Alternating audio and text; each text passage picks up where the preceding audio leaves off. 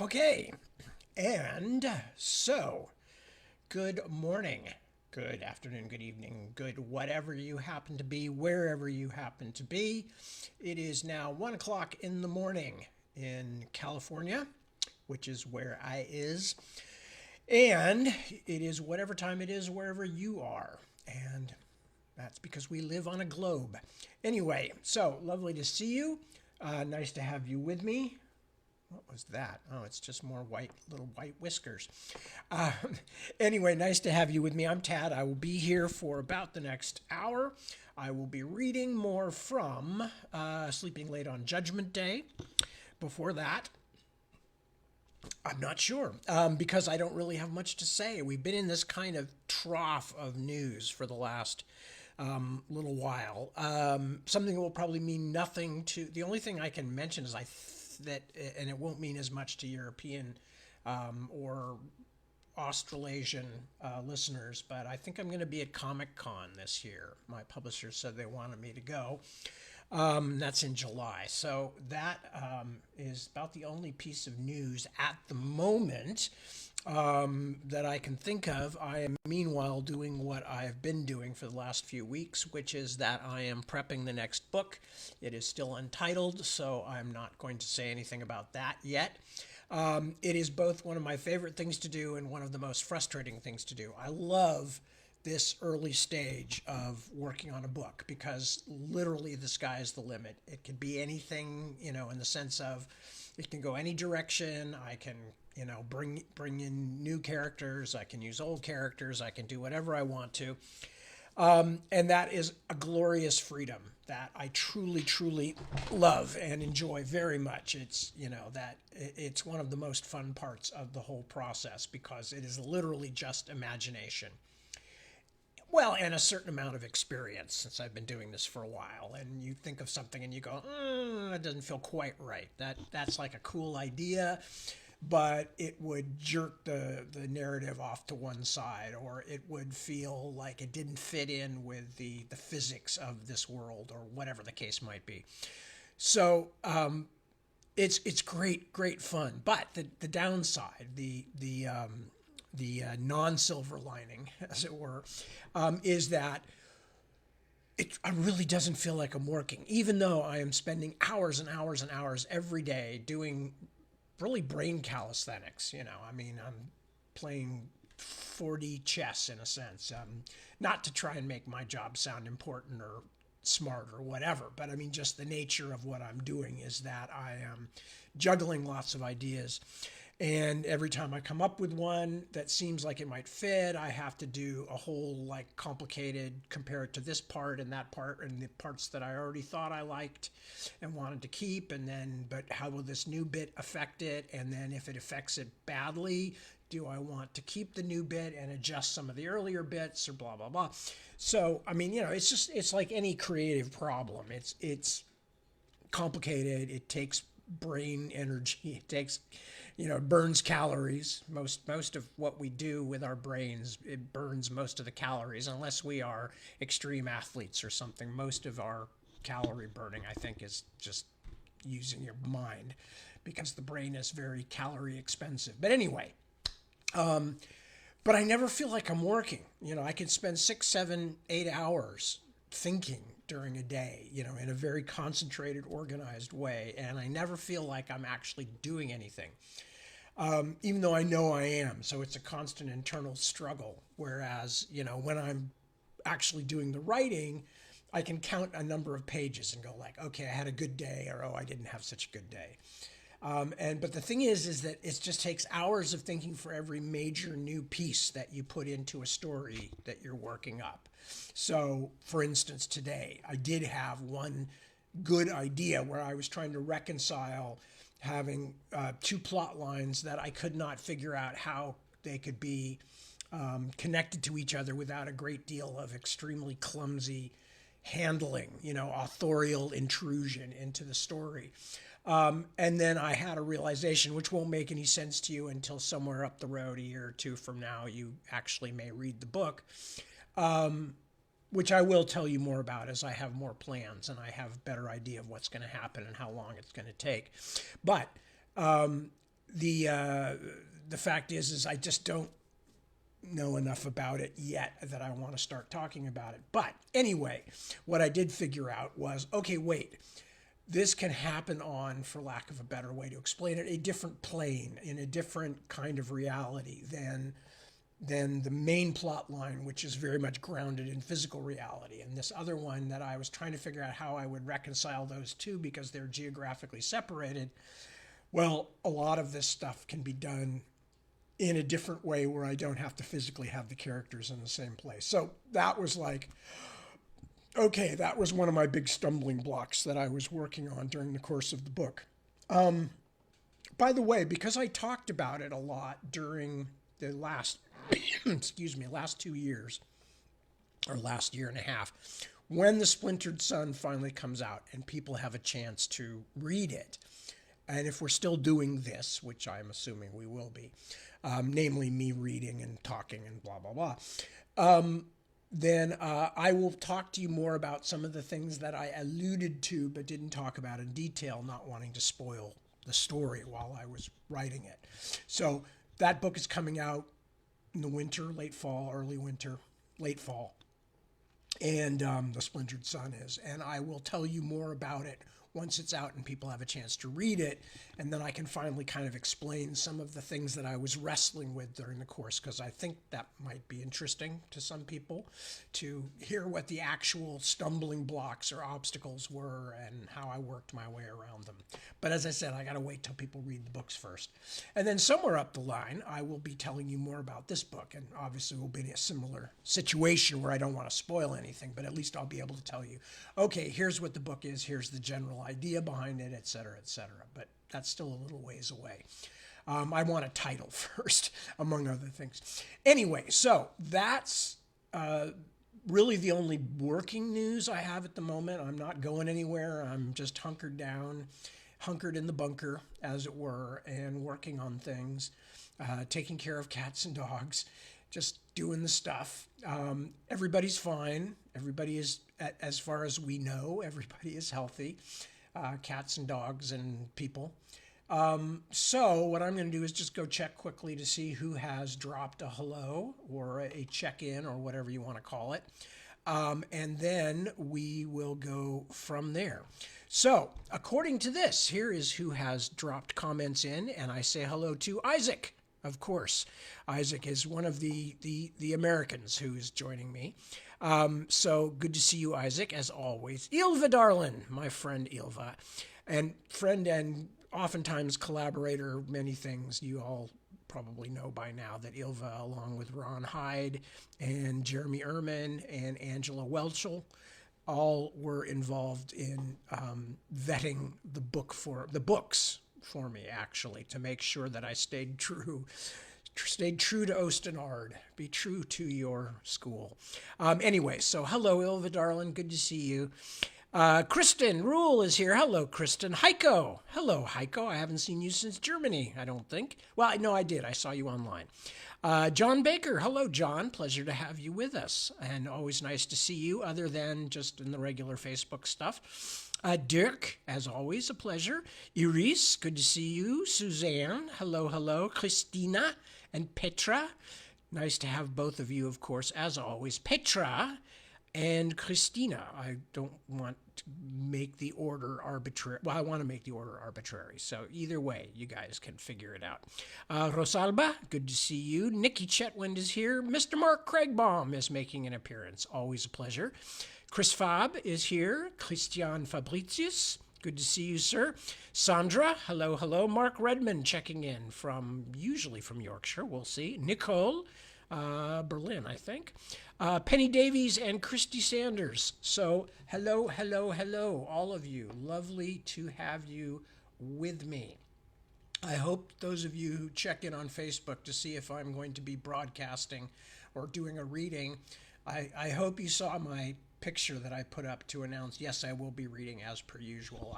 I literally went to Google Images and said, I want the most sickeningly cute angel.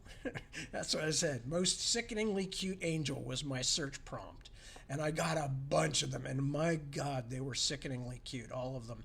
And I picked Not the most sickeningly cute, because that was like way too many pixels, and I didn't want to tax the system. But I did pick one of the appropriately sickeningly cute ones, because we this is a book about angels and stuff, and the common version of angels is oftentimes just disturbingly cloying and cutesy. Somewhere along the line, they mixed up actual angels and the putti from Renaissance paintings, which are the little cupids that fly around. Anyway, okay, so anything else to talk about? I don't think so, really. No, as I said, I've just been doing stuff around the house. I periodically try to start cleaning up, and then the cats ruin everything, or the dogs ruin everything, or whatever. So the bunker here, the Tad Cave, is not looking particularly cleaned up, but that's also because you're looking at the part of the room where the cats hang out. So it's not the part that I would choose to show up, but I'm not going to move my whole desk just to change that. And actually facing it the other way wouldn't be much better. In the daytime it would, because it's a great view out of all the glass I have on what is behind you, I guess, in a sense, relatively speaking. But ahead of me, from where I'm sitting now at my desk, I have windows. And in the daytime, of course, we are surrounded by trees and stuff, and I can see all of that. At night, it would be super boring, because you can't see anything except some kind of dim reflections. So, anyway, I don't know, and nobody cares about that. That's just me babbling along, as I do tend to do. So, with no further ado, I again thank you for joining me. I will try to catch up with anybody else who has dropped a message later on. But as always, I am extremely pleased to share time with all of you fine human beings. And I do mean that also. I mean, this is not just one of those things. Obviously, it's not a huge group of people, and I'm not trying to make any money out of this. I'm doing this because I enjoy it, and I enjoy the connection, and especially for somebody like me who lives, except for my wife and occasionally some of our kids and too many animals, I live a quite hermetic life. I don't go out much, mainly because I'm jealous of my working time. So, it's actually nice to have a kind of a built-in thing where I have some kind of human contact, even if I only get to hear from you guys by text or by comments and stuff. But anyway, so I do enjoy it and I do value it, and I don't want anybody to think otherwise, because I'm sure not doing it for any business type purpose. So I think probably everybody who tunes in for these things is already somebody who reads my work. So it's not like I'm trying to sell to new customers or anything like that. I just enjoy it. Okay, let's go to the book. We are going to jump back into Sleeping Late on Judgment Day. What was happening the last time was that Bobby finally got a message back from Kaz saying basically, quit ruining my Niziks, which are the little globby, horrible, what Bobby calls snot goblins, that brought the message from her last time, and that he kept sticking in the freezer to punish it until it would do what he wanted, which was to send a message back to her. And then he got another message from her finally outside the apartment saying, essentially, Bobby, stop, don't even try, it won't work. And he sent her back another one saying basically, I'm not listening, because he is determined to save her somehow. So, and then he's gone back in, and he's been with Clarence, and okay, well, I'll just read like a half a page from where I stopped last time. So they're looking at the pictures that Oksana took, but some of her pictures are pictures of pictures. That's the only thing you need to understand. Pictures that were framed on the wall of Doña Sapanta's palatial estate. And so they're looking at pictures, trying to figure out if there's any clues to be gleaned from them. So Bobby says, can you make it clearer? Because there was something bugging him about this one photo.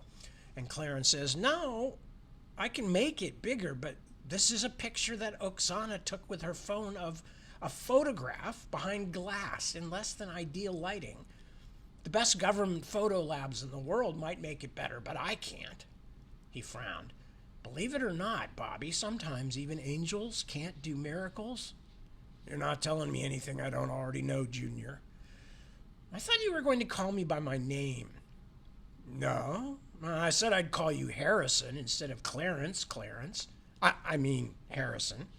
I never said I wouldn't call you Kid or Junior or Mr. Smarty Pants. The irony is that the one who acts like an 8-year-old is calling me Kid. No, the irony is that you, the one who dresses like a 60-year-old, aren't grateful for it. Get a better copy. He stared at me. I just explained, get a better copy.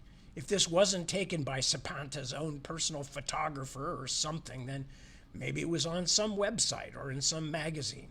Come on, you're Captain Records Hall, right? So find a better copy.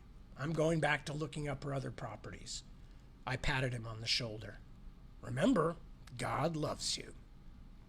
I couldn't quite hear his reply as I walked away, but I don't think he said the same thing back to me. By the way, we are reading now from Sleeping Late on Judgment Day. The Amazon's barley soup smelled a lot better than I thought it would, especially once they started to put in the mushrooms and onions and little bits of bacon. In fact, I was beginning to look forward to dinner when Clarence stepped out to check his messages. He was out there for quite a while, and when he came back, he said, "No rest for the weary. I've got a client over in Friendly Acres, but I think I found a better version of the picture." I looked at the screen. It's not the same picture. No, but it's the same event and the same people from a slightly different angle. He slapped at my fingers as I tried to enlarge it. If you're going to look at my computer while I'm gone, don't ruin anything. Old people get really cranky with technology sometimes, and they break things. Cute. Hurry back. But I was already examining the new image. It had been taken at a very similar angle, but whatever had caught my attention in the first one didn't even raise a flicker now. I scrolled back through Clarence's recent history and found the rest of those pictures on a photographer's webpage under the heading Charity Event San Judas 6/17/03.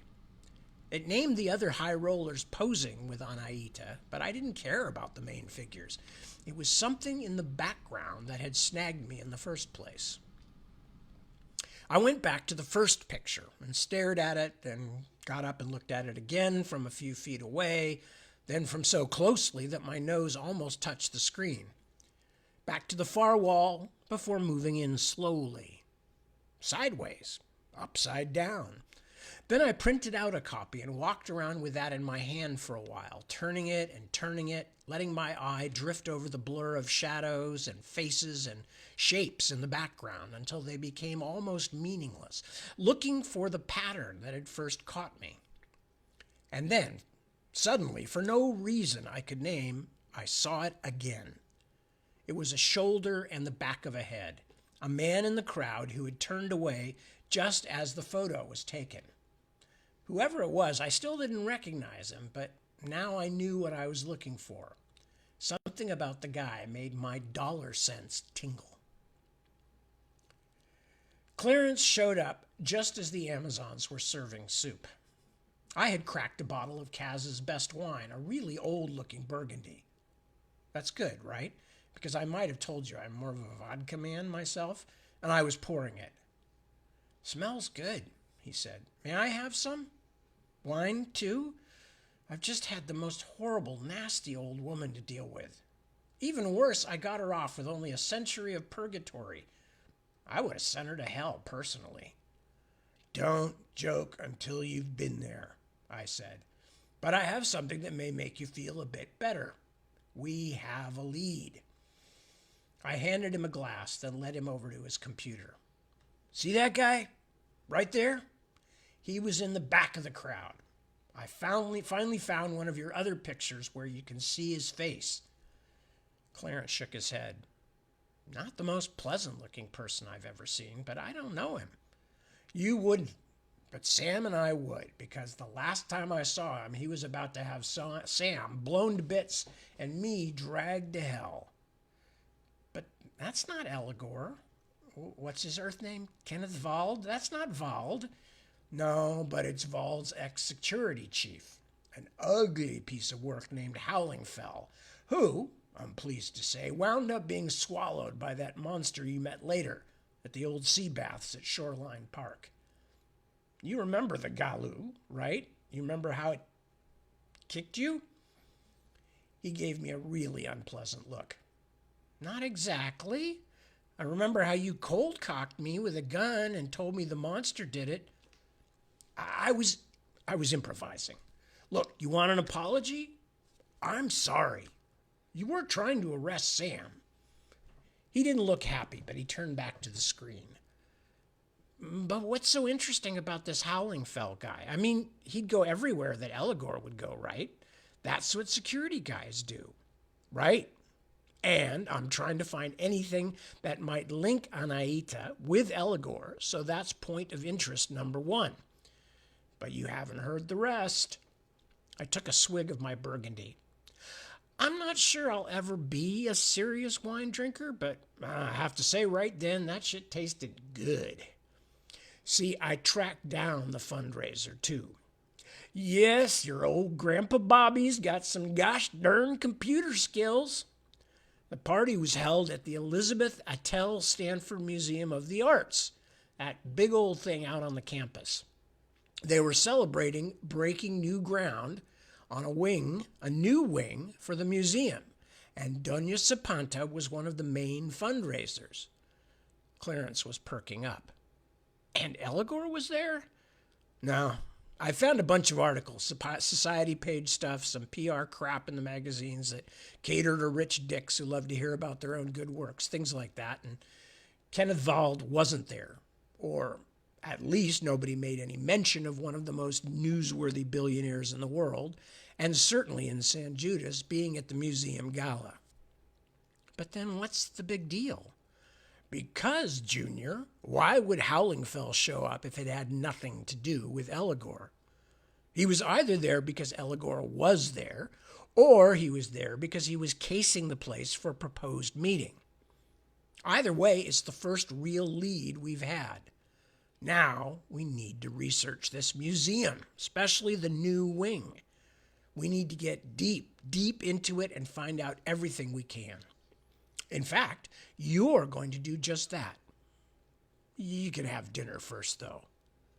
What do you mean, me? What are you going to do? Have another glass of wine. And think about what I'm going to need to break in there. Break in? Clarence almost dropped his glass.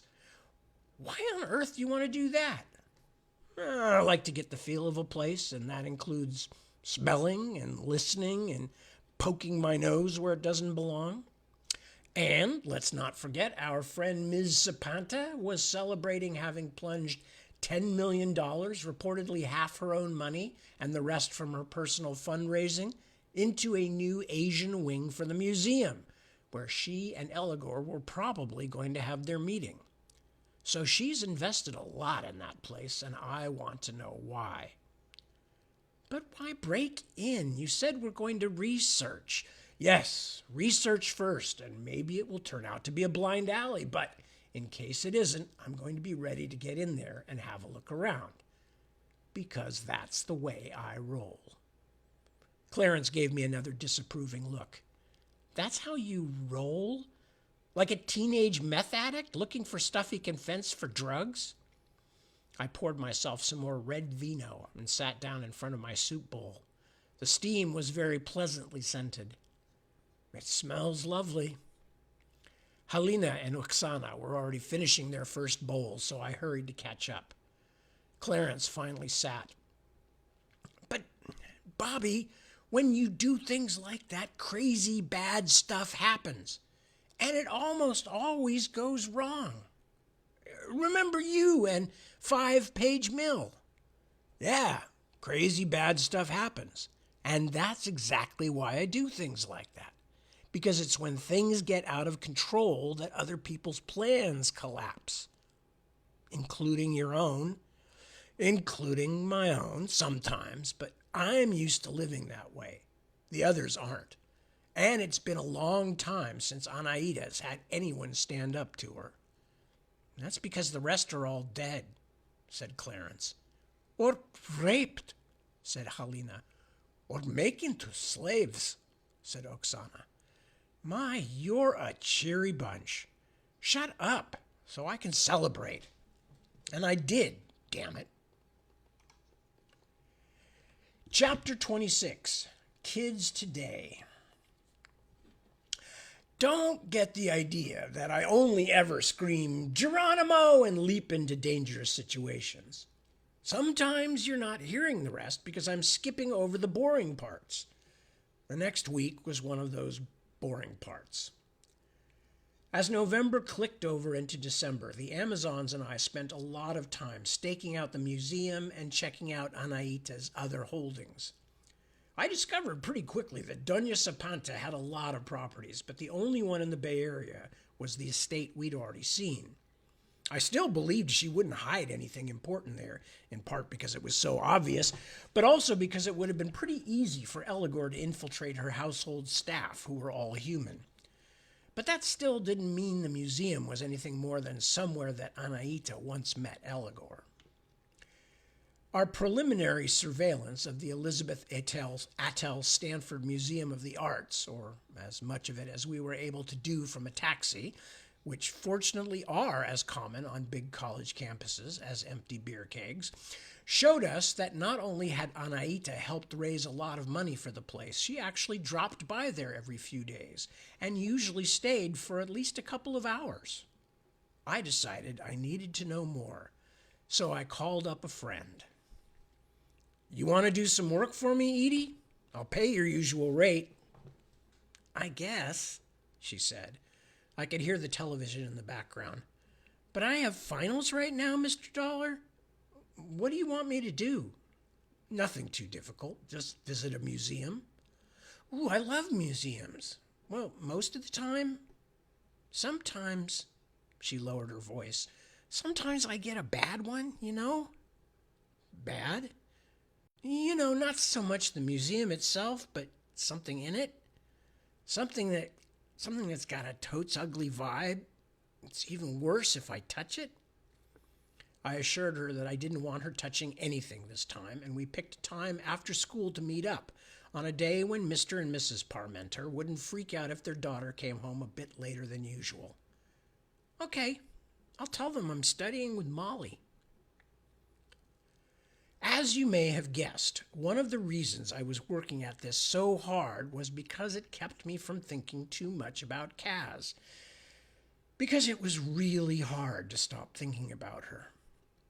From the very first moment the Countess of Cold Hands and I were together alone, something special had been going on between us, something stronger than sex and more binding than compatibility. We completed each other, somehow.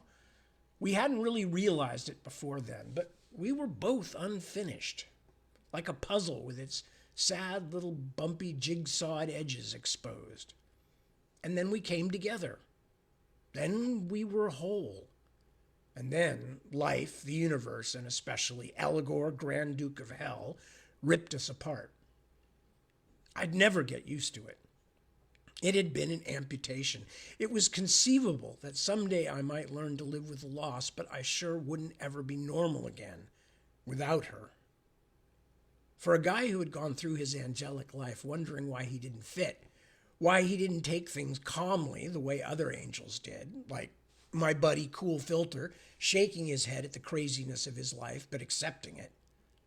That had been huge. It still was huge. I needed her. Now I knew that she needed me too. Everything else, including the impossibility of it all, was just a detail.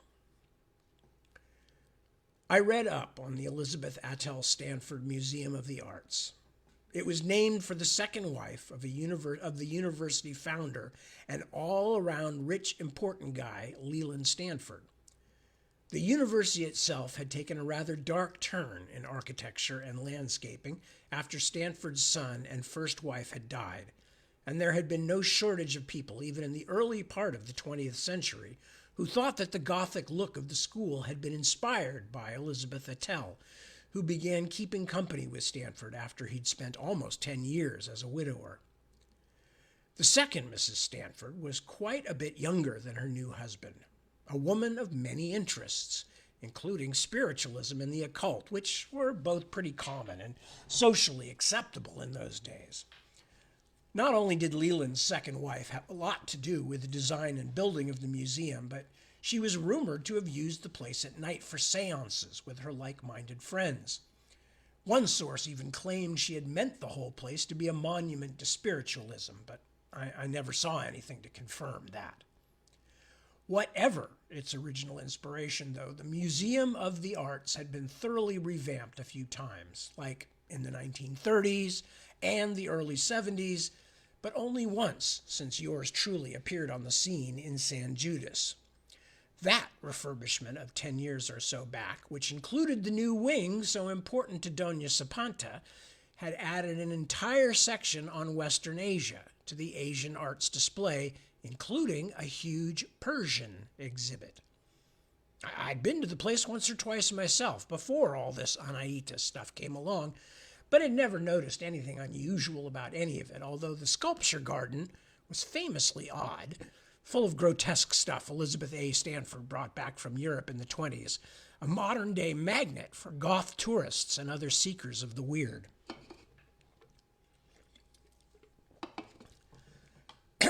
I had been waiting in my cab in a parking lot on Block Drive for almost 2 hours, scribbling notes to myself and reading when I got bored. It was a Jim Thompson book, in case you wondered. I waited so long that I began to get worried visions of the Amazons and little Edie Parmenter being interrogated in some kind of sub-museum dungeon. I was about 2 minutes away from crashing into the museum like the U.S. cavalry when I saw them trotting toward me along Campus Drive.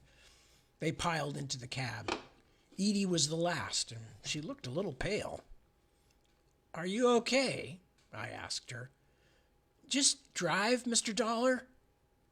Halina opened her bag and spilled a bunch of maps and other tourist information onto the front seat beside me. "The guards don't like us. They always watch us. We had to stay so long because then they think we are serious about being there." "Yeah, but did you find anything?"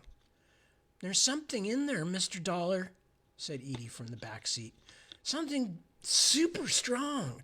It kind of made me feel sick." She made a face. "I can still almost taste it." "Taste it? What are you talking about? Did you guys spend the whole day in the food court?" "There was food court?" asked Oksana. No, that's just how it feels when I get near something powerful." Edie rolled down the window, although it was getting dark outside and pretty cold.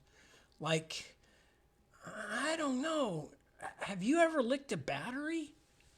"I'm not allowed to discuss that with a minor," I said. "Court order. Now, this powerful thing, Edie, did you see it?" I waited, engine idling, until the bored guard at Teller Gate finally decided to wave us through. "Is it in a case or something?" I was getting excited. Maybe I wouldn't have to arrange anything more complicated to recover Eligor's horn than a smash-and-grab raid. "I'm afraid I can't say, Mr. Dollar. I didn't actually see anything, but I can tell you there's something down at the end of the Asia wing, and the energy is so scary. I don't think I've ever felt anything that strong. I still feel like I kind of have a fever." On the way back to Edie's place, north of downtown, she and the Amazons told me how they'd wandered around for a long time on the main floor, drawing pictures and making notes of various exhibits. When one of the guards had stopped to make conversation, they told him they were doing it for their college art history course. "But it was in the Asia part on the third floor that I really started to notice something," Edie said. What is it exactly, Mr. Dollar? I've never felt anything like that before."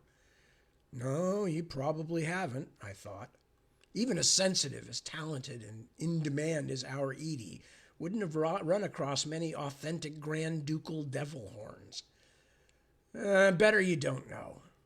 What did it feel like? I'm not sure. Just strong? The farther we went in that part of the museum, the stronger it got. I even asked Helena and Oksana if they felt anything. I thought maybe somebody was, I don't know, drilling the street outside or something. It made my teeth hurt. And that's all you could tell, just that it was strong. It got a lot stronger in the West Asia part. Down at the end, that's where it was so bad I couldn't even stay there for long, but I couldn't locate a source. I mean, there wasn't anything that made the feeling. It was like all around. Which probably meant that, unfortunately, but unsurprisingly, the horn was hidden somewhere, maybe in one of the back rooms. When we dropped Edie off, I slipped her an extra 50 as hazard pay. Bad enough exploiting a kid's supernatural gifts without compounding the sin by underpaying her. So, the museum. Doña Sapanta, a.k.a. Anaita, Angel of Moisture, was a regular visitor. She'd apparently met Eligor there when they were beginning their partnership. The partnership that led to all the crazy, dangerous stuff that had been happening to me in the last year. That partnership had resulted in the exchange, her feather for his horn. And now Edie Parmenter had told me that something extremely potent was hidden in the Asia wing that Anaita had helped build. That meant the boring part was over. Now it was time to start thinking about how to rob a powerful angel of something she very much did not want to lose.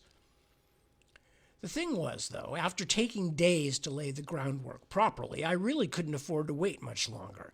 And my hurry didn't have anything to do with the Christmas shopping season that had descended upon us, or the red, black, and green Kwanzaa banners hanging over the main streets of the Ravenswood district near Kaz's place. I'd started the snowball rolling, and now it had a momentum of its own. I didn't know how much longer I could stall my bosses with my leave of absence, and I had already alerted Anaita that I was on to her. Not to mention that the Black Sun faction, if they'd been the ones who burglarized George, as I was pretty sure they were, knew that I was interested in Doña Sapanta and her doings and holdings.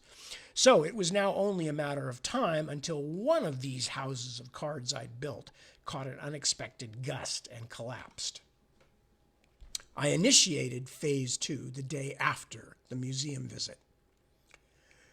The Amazons had brought back junior burgers and onion rings, two things they had both developed a passion for, so I let them finish their lunch before announcing, "Okay, folks, we're going out shopping again." "Frozen pizza," said Helena. "Here in America, the frozen pizza is good. In Ukraine, only frozen, not really pizza." "I'm a little bit worried about you two and your dedication to the Scythian cause," I said. "You seem to be spending a lot more time trying new kinds of junk food than recruiting little American Amazons." "We not recruit," said Oksana seriously. "Only take who come to us." "And it is a long walk to our camp in the mountains," said Helena, chomping on an onion ring. "Most turn back. That way we know they're not true Scythians." I wasn't sure I'd want to hike through the cold, snowy Carpathians with only a vague hope that there would be friendly folk waiting for me in the woods somewhere, but I wasn't going to argue with them. Anyway, no, we are not buying more frozen pizza already. It's not my fault you bought those horrible yuppie ones you don't want to eat now. There are many things that do not belong on pizza, and kung pao chicken, squid, and tandoori lamb are three of them. No, don't argue. Today, we're shopping for weapons. This proved to be even more popular than buying pizzas. Since we were going to Orban's, I didn't even bother to suggest the Amazons change clothes. In fact, I was interested to see what the bearded militia types who worked there would make of my young Ukrainian friends and their lesbian anarcho-feminist punkitude. After I'd loaded the stuff I wanted to take with me into the trunk, the women piled into the back seat of the taxi. I sat in the front. For the 40th or 50th time, I refused to play Lady Gaga. I'd finally found a jazz station I could get on the cab's ancient radio. So, they sang Poker Face the whole way, loud enough to drown out Oscar Peterson and the rest completely. Because Amazons are assholes. Surprise number 1. The women and Orban's gunsmiths loved each other. I mean, you would have thought I had brought in a basket of puppies. It helped that the Amazons loved guns, of course, and immediately let themselves be lured off to the firing range to try various small and large arms. Surprise number 2 came when Orban, who was standing next to me watching them all trot off like a bunch of Oxford students and their dates going punting, suddenly said, "I'm worried about you, Bobby."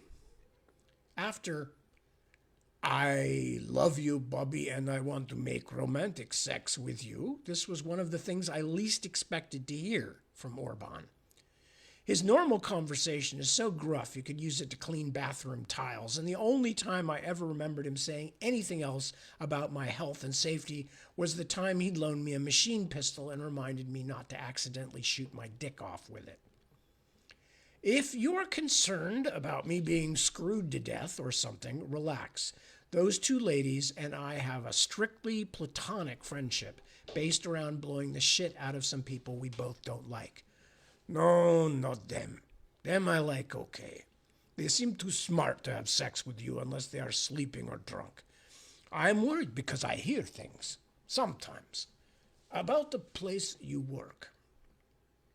This was interesting because although I always assumed Orban knew everything about everything, he only gave out information in tiny, constipated episodes that lasted a few seconds and then were usually denied afterward. I was careful not to scare him off. And? He inclined his head. Come on, we talk in my office. Orban's office was a room largely decorated with firing buckets full of sand to shoot into, but he also had a safe, a desk, and an old-time adding machine. He poured himself a glass of wine and offered me one. I wasn't certain I actually wanted any, but I didn't want to break the mood. I took a sip and said, So I hear things, like I say, and I hear a lot of things about how bad you are. I was puzzled. Bad? Yes, bad. Like that Bobby Dollar, always in trouble. I hear he is mixed up in something bad. Who told you that? He shook his head. I will not tell you. It is not important. It is not someone who knows you, only someone who knows about you a little bit. But he is not the only one. I hear from another one, Bobby stole something important and now bad guys are after him and heaven is angry. Well, both those things are partially true, but leaving out the stealing part, you could have said that about me for most of my career. I laughed, but it didn't convince Orban. Come on, people who get things done get talked about, Orban. People talk about you too. Because I let them? Because I have no use for secrecy? Anybody wants Orban? Here Orban is. He stroked his shrub-like beard for a moment, probably thinking about what interestingly painful things he would do to anyone who showed up wanting Orban. He took a drink long enough to finish the glass. But you, I think, you don't want everyone to know your business. And people who truly know your business, they aren't talking. But others are. I nodded my head, although I wasn't sure where he was going. And that means? That means someone talks bad about you on purpose. Someone is trying to take you down, Bobby. Maybe they even make up a story so nobody is surprised when something happens to you. I already knew it was happening because just about everyone else in creation including an albino fox fairy who haunted downtown. My boss, Temuel, and every single angel I could call a friend had made it clear to me already. But for some reason, hearing it from Orban, the most stolid, stoic guy I knew, gave me a real chill. If it was Anaita, she wasn't in a hurry. She wasn't just going to reach out and swat me. She was going to make sure everyone knew that I was a dangerous pest first. Then, not only wouldn't anyone ask questions when she finally did it, they'd probably give her a medal for erasing me. I appreciate it, I really do. But I'm kind of on the road now, full speed ahead. I can't turn back. Then be very careful. I wasn't used to bleeding heart, Orban. It made me nervous, so I changed the subject. Did you sell my car? Found a buyer, yes. A very nice fellow, collector in Seattle. He will take good care of it. Like I cared. The Arab sheik we sold your daughter to is a very nice fellow. Yeah, that would make you feel great. But me losing my beloved matador wasn't Orban's fault. Thanks, I said. And now, some other business. Can you figure out a way to make a pressurized spray of silver nitrate? He looked at me like I'd just started shouting monkey noises. What of what? I explained. He frowned. That made me feel better. It was a much more familiar look for him.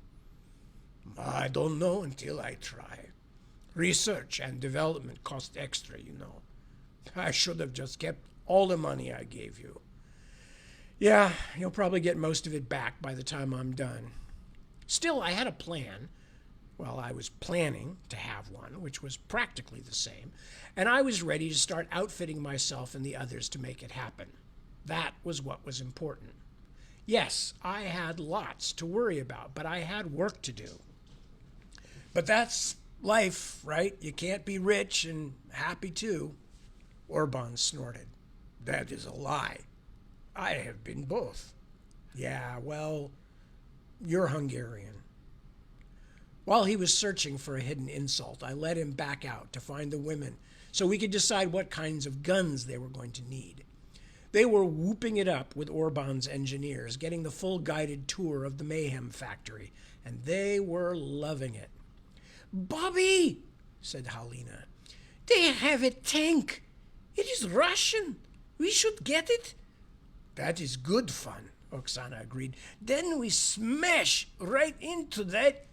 I cut her off before she started talking about blowing up the Elizabeth Attell Stanford Museum. I trusted Orban with my life, but I didn't know his workers that well. In fact, some of them looked like the kind of guys who might have a sneaking fondness for the Black Sun's way of looking at the world. I know, I'm a bigot, but tattoos that say white power encourage jumping to conclusions. We'll need to be a little more discreet than that, I said. But I think we can spring for at least one flamethrower. How's that? You are serious? Said Halina. Ha! That is for me. You have to share. Oksana sounded like the kid who just received a toothbrush in her Halloween treat bag. What do I get? Guns, I said.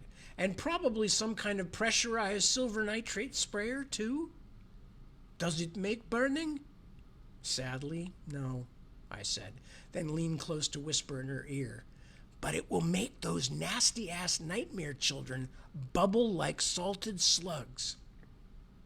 Okay, I guess, Oksana said with a tragic look. Beside her, Halina was making whoosh noises, pretending to torch the engineers as they wandered back to their workbenches. I guess I can do. Kids today, am I right? You can never give them enough. Chapter 27. Another death threat. I knocked on the door, and one of them said, "Come in," so I went in. Both of the Amazons were in Kaz's expansive tub, naked, slick and wet and covered in suds, tattoos gleaming. There was water all over the tiles. Helena had made little pasties for herself out of soap bubbles that bobbed up and down as she rubbed shampoo in her red hair. Oksana hadn't bothered, but she had a dollop of soap froth on top of her wet head, like she was a cappuccino. Lots of lean, muscular young body, 2 women's worth, dripping and soapy. I saw all that in about 2 seconds, then I jumped back and slammed the door. "Jesus, Henry Christ," I said. "What are you doing? Do you want to kill me?" "What is wrong, Bobby?" Helena called from the other side of the door. "What's wrong? You two are nude. I am fucking celibate and not liking it at all. You are either monsters or dumbasses or both." I could hear them both giggling. I never knew Ukrainian dykes could make that noise, like evil campfire girls. "But you are angel, Bobby," called Oksana. "That means you are like doctor." No, it doesn't mean that at all. "And do you get naked and lathered up to go to a medical appointment?" "I hope not. Seriously, don't do that shit to me." "Sorry, Bobby." But they didn't sound sorry at all. I hate it when people take advantage of my kind nature, because I never fucking wanted to have a kind nature in the first place. "I was going to tell you the boys are here. Come on out so we can get to work." I paused, realizing I'd left them a loophole. "Come on out with clothes that cover all the important bits.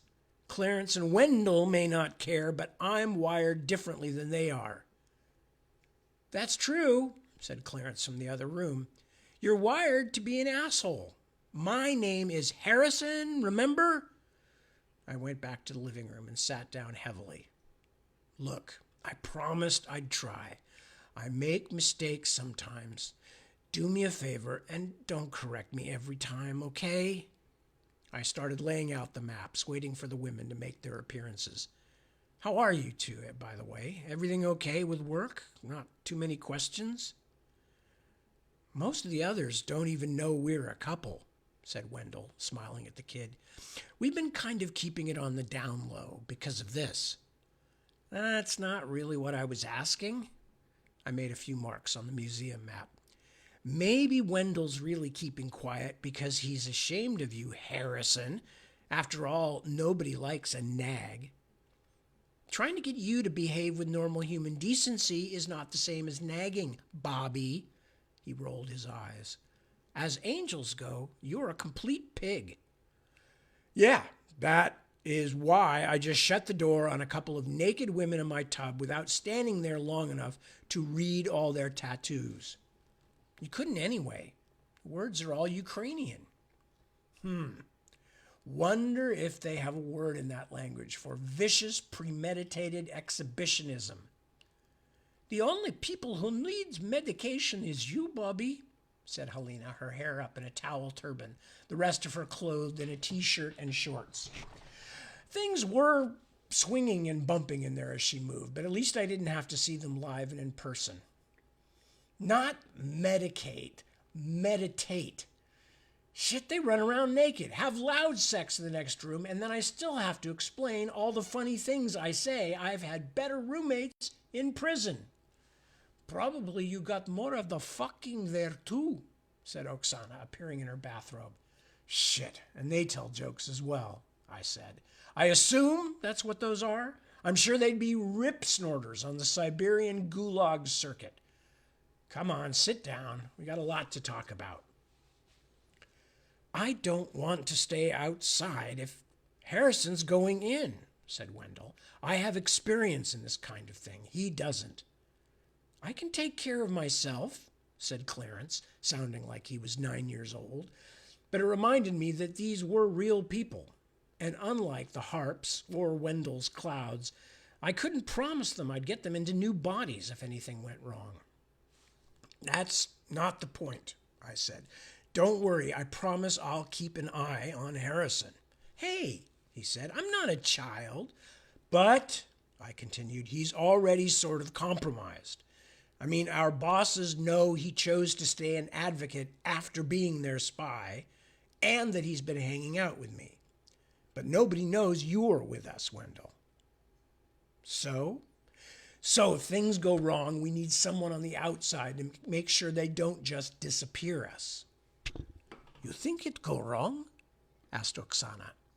I don't know, but let's face it, it certainly could. We're going into enemy territory.